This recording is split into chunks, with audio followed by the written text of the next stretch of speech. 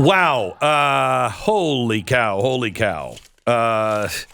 Last night, something happened that I thought would not happen in my lifetime. Something that I think actually it's going to be rough getting through all of this, but I think this is something that may have given us more time, or at least some blessings. We effectively stopped abortion last night, at least in some states. Any state that decides that they're not going to provide abortion or they're going to make it illegal, that's fine. You're going to see California and New York. I think after birth abortions are going to be in the legislative body very, very soon. Now, this was leaked, and that's another story, a big story. There's only about 4 people that could have leaked this. I talked to some people that know people on the Supreme Court and very close last night, and they were livid. They said this has not happened. Now, this has happened with the first Roe versus Wade decision, but that happened like an hour before, and it didn't release the whole decision. This is clearly to ignite our streets on fire. And it was clearly done by I shouldn't say this. It is most likely done by a left-leaning court clerk. That person should lose their law license. They should never be able to practice again. They should not be held up as a hero, and they will be by the left. If Roberts does not do an investigation and does not out this person, fire this person, and make sure that they lose their law license, then the Supreme Court is not safe in anything that they do. Now, we don't know for sure that this is going to last, and that is the reason for the release. This is the opinion. It is very well thought out. I read all 90 or 95 pages this morning. It's very, very well thought out. It has... There's just no way around it. It is very, very bulletproof because it uses even Ginsburg's words about Roe versus Wade. But it does not ban abortion. It gives it back to the people where it says it belongs. So just to set the foundations to this, you believe, and I think we seem to know, that it is a legitimate document. It is a legitimate document. It was written by Samuel Alito. Yes.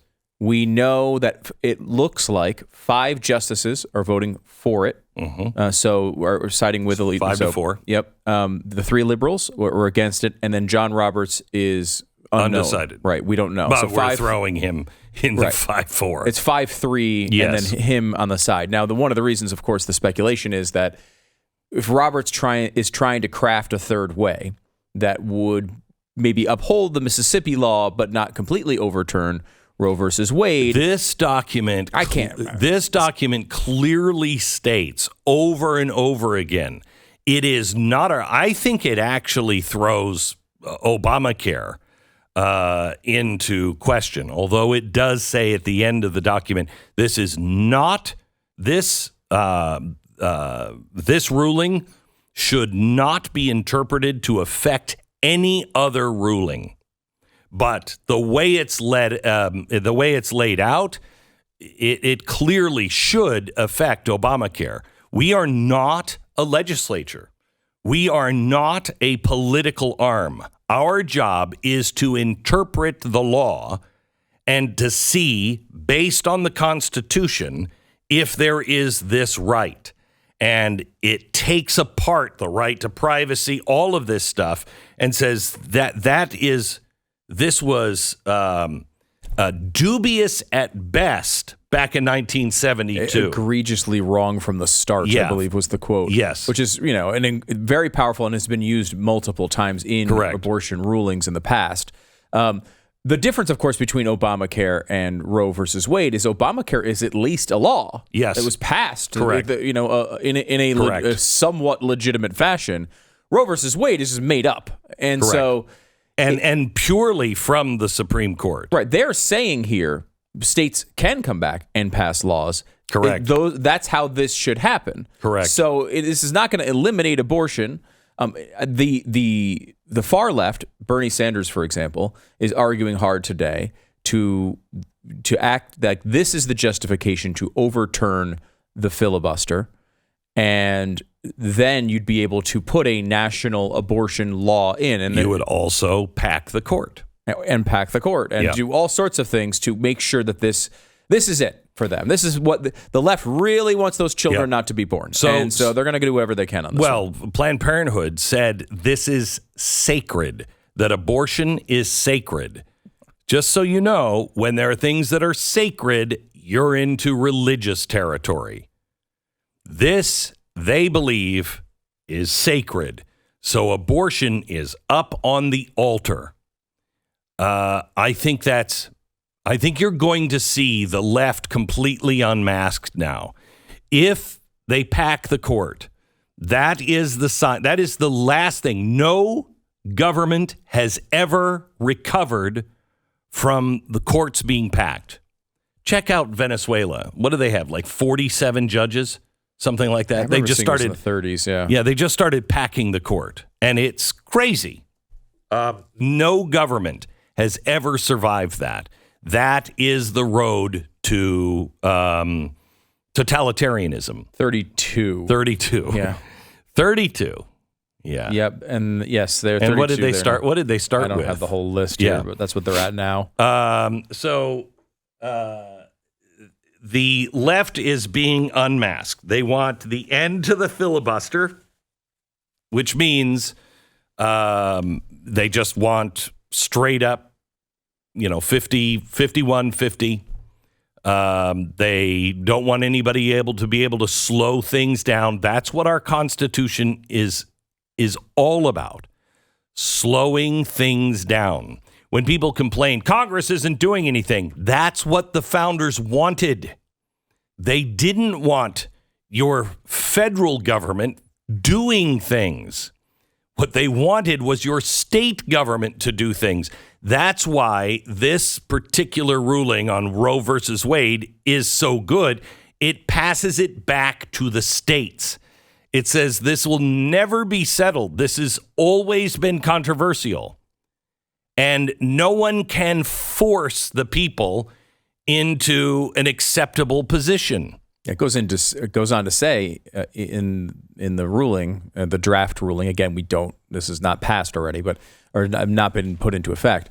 But it goes on to say that before Roe versus Wade, 30 states had decided on a complete ban. Yes, and there had been some states moving in the opposite direction, and this just upended that entire process. Correct. There's another world where Roe versus Wade doesn't exist, and legislatures just pass abortion rights in most of the states.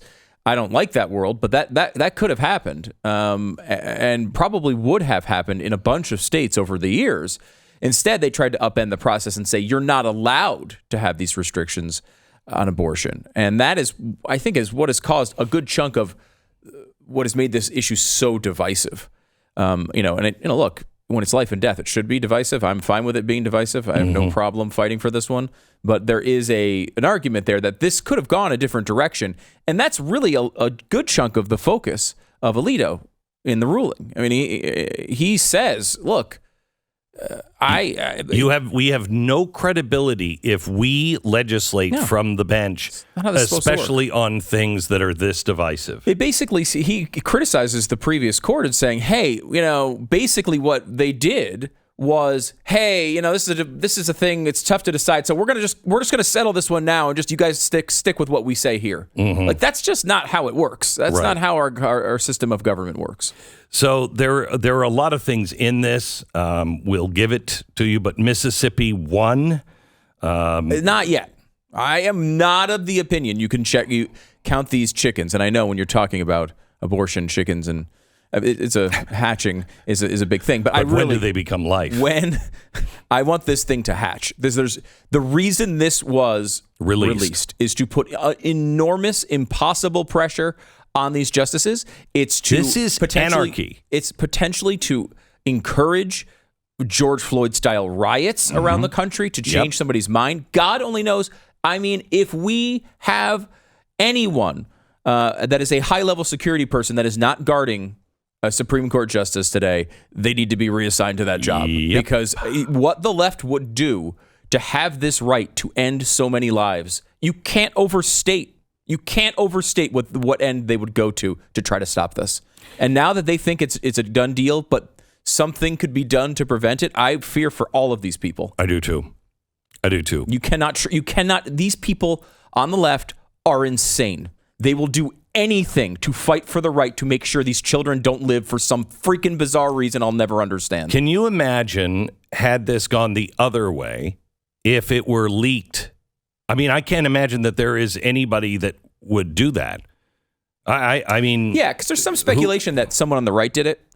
And really? Yeah, there's a Politico. Yeah, yes. And the argument is, one, that Alito has lost somebody. He might be losing, someone's wavering of the five, and he wants to put pressure on them to know that they were on the end Roe versus Wade side, and maybe, let's say Kavanaugh, and Kavanaugh's wavering, and he wants to put pressure on him to say, hey, no, you stick with this. Everyone's going to know you changed your mind. That's one idea. Right. And you know what? Investigation. FBI. Do you trust the FBI?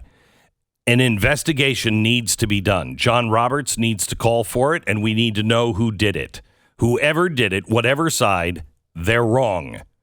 That's not the way we deal with things here. If it was someone on the right, you were wrong. You were wrong to do it. That's not how we do business here. You do not influence the Supreme Court or threaten the Supreme Court. You don't do it. Period. And the idea that the right would do this, the other theory being floated out there is that conservatives wanted people to kind of be ready for this happening. So it's a sort of like they're putting it out there early so it doesn't affect the elections. There's no way that someone in the Supreme Court would risk this thing blowing up by leaking it on the right. I don't think. And if they thought it was lost, if they thought they had lost someone, which is not the news, in the Politico reporting, they say this standard of 5 justices to overturn Roe versus Wade was at least in effect as of last week. So this is, this was written back in, I think, December. It was circulated in February. But as of last week, this was still holding. So we don't know if something's changed, and that's why it got leaked. I don't believe it. I think it's someone on the left to try to get people to change their minds. It was so interesting how fast that giant crowd got around that Supreme Court, isn't it? It's almost like that was really quick. Yeah, it was really fast. Yeah, but it's interesting. A lot of people just live right around there. Yeah, and they have walking signs. Their dogs and stuff. Well, yeah, they brought their signs on the walk. And you know what's weird is they all brought their dogs, apparently, which we couldn't see, and their signs, for that casual walk. And they were all chanting, "Pack the court." Just again, you are going to see the left fully unmasked. They are not interested in a republic. They are not interested in the rule of law. They were screaming and shouting and chanting, "Pack the court." This may be the place where we separate. I think this is where we might come to blows.